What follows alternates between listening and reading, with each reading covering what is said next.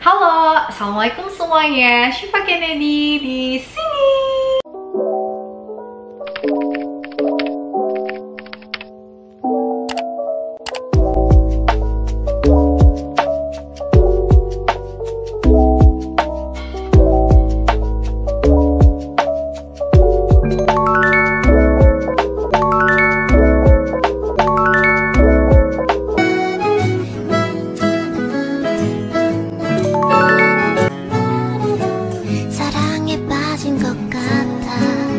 Halo teman-teman sobatnya Syifa, apa kabar hari ini? Semoga sehat dan happy ya. Terima kasih udah ngeklik video ini. Bagi teman-teman yang baru mampir atau baru nemu channel YouTube Syifa Kennedy, silahkan subscribe dulu ya, biar teman-teman dapat pemberitahuan khusus setiap ada video baru. Jadi di YouTube Syifa Kennedy ini aku bikin banyak video dan aku bagi ke dalam beberapa playlist. Ada cerita khusus tentang kedokteran, ada daily vlog. Jadi teman-teman bisa kepoin langsung di playlist aku ya. Di video kali ini aku pengen sharing santai aja nih kepada teman-teman atau adik-adik yang mungkin masih bingung atau ragu untuk memilih jurusan kedokteran, masih mencari referensi untuk menguatkan hati memilih jurusan kedokteran. Mungkin teman-teman yang mengikuti aku dari dulu tahu gimana perjuangan aku selama kuliah kedokteran. Aku juga banyak bikin vlog-vlognya di YouTube aku, jadi kepoin ya yang belum ngepoin.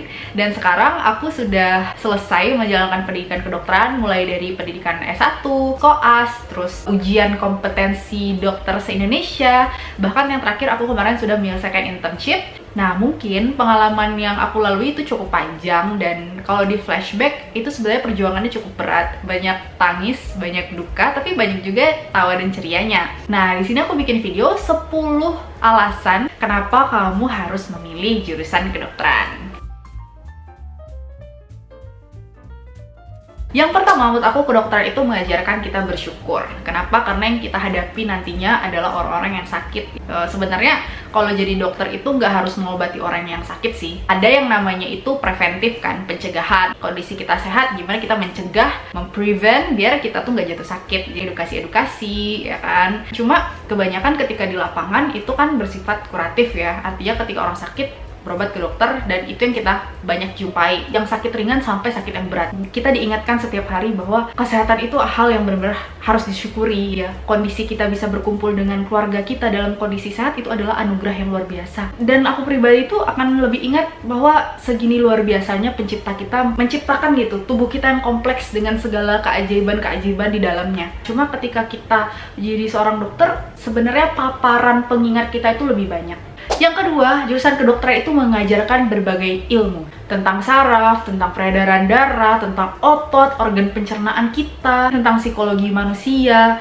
Kalau forensik kita belajar tentang apakah dia meninggal sebelum tenggelam ataupun meninggal karena tenggelam dan sebagainya. Itu sangat menarik sih ilmunya. Kita juga belajar tentang keselamatan kerja nih. Kita diajarkan sebenarnya gimana posisi duduk yang seharusnya gitu kan. Tips-tips biar kita bisa menghindari kecelakaan kerja. Dan yang nggak lupa ya, kita belajar ilmu sabar ya. Apalagi ketika menghadapi pasien dengan karakter dan sikap yang berbeda-beda. Juga dilatih nih ilmu pendengar yang baiknya. Kita belajar jadi pendengar ya dari keluhan-keluhan pasien. Bahkan aku juga sering ibaratnya pasien tuh curhat gitu ke aku, ke dokternya gitu. It's okay gitu kan, karena kadang dengan curhat itu keadaan hatinya psikologi pasien ini akan lebih baik, dan itu akan memberikan dampak positif juga untuk psikologinya. Pasiennya juga cepet jadi sembuh ya, bukan karena apa-apa nih, tapi karena hatinya tuh udah lebih plong, lebih bahagia gitu. Jadi hormon stres di kepala itu juga akan berkurang lah ibaratnya. Nah, ada juga nih suatu waktu kadang pasiennya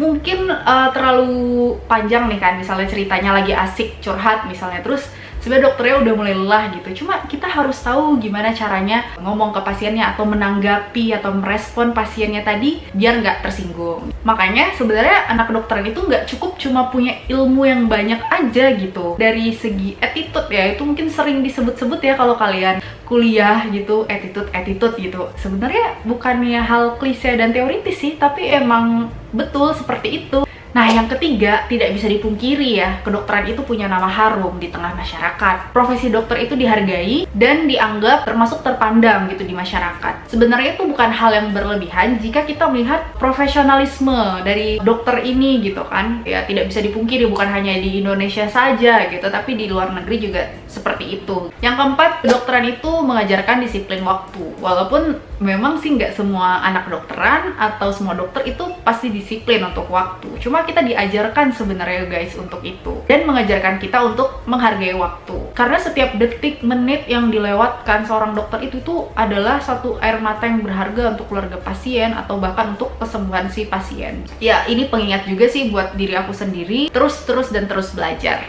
Yang kelima, kedokteran itu mengajarkan kerjasama. Kayak yang operasi aja nih, misalnya dokter bedahnya, itu kan pasti ada perawatnya kan, pasti ada dokter anestesinya, pasti ada perawat anestesinya. Jadi semuanya itu bekerja sama. Yang keenam, kedokteran itu membentuk kepribadian positif. Ya, harusnya seperti itu ya. Misalnya kita itu dituntut untuk percaya diri serta mandiri. Percaya diri di sini bukan berarti angkuh ya, tapi kita harus mampu mengendalikan kondisi sekitar, apalagi itu ketika masa emergency, mampu menentukan tindakan apa yang kita ambil. Karena dokter ini tuh kayak sebagai leadernya, sehingga dokternya di sini nggak boleh ragu-ragu, harus ada kepercayaan diri yang dimiliki dokter tersebut. Makanya kita harus punya ilmunya juga. Itu. Jadi teman-teman nggak boleh ragu-ragu gitu ya, harus percaya diri, tapi harus ada ilmunya juga. Nggak ada lagi kata takut ya kalau udah berhadapan sama pasien, terutama pasien yang keadaannya darurat. Yang ketujuh, kedokteran mampu membuat kita itu melakukan pelayanan untuk pribadi maupun untuk umum. Untuk pribadi maksudnya kita bisa menerapkan ilmu kita untuk menjaga kesehatan keluarga dan orang-orang di sekitar kita. Jadi kalau misalnya ada keluarga yang sakit, ya semoga enggak ya, kita bisa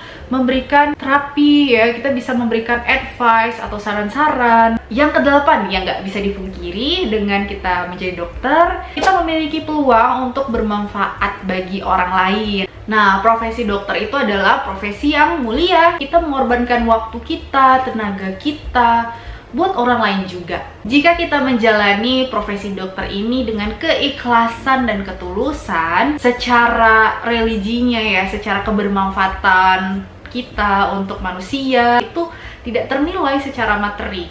9. Kedokteran memiliki lapangan pekerjaan yang luas.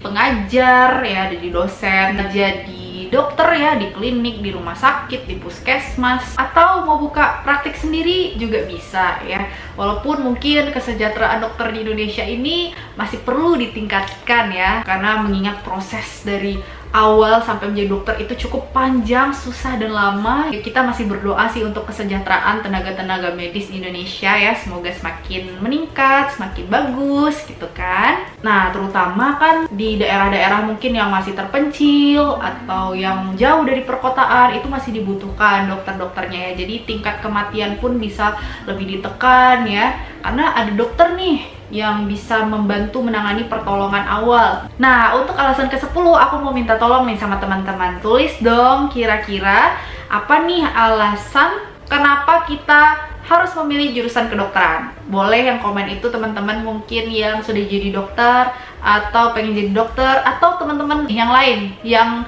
ingin berpendapat kira-kira apa sih alasan kenapa kita harus memilih jurusan kedokteran. Tulis di komen bawah ya. Tapi kembali lagi ya, itu disesuaikan juga dengan niat kita dan dengan passion kita. Kita yang lebih mengenali diri kita sendiri. Ketika kamu masih ragu mungkin atau merasa kedokteran bukan passion aku, ya udah nggak usah dipilih lah ya, daripada nanti di tengah jalannya sulit gitu.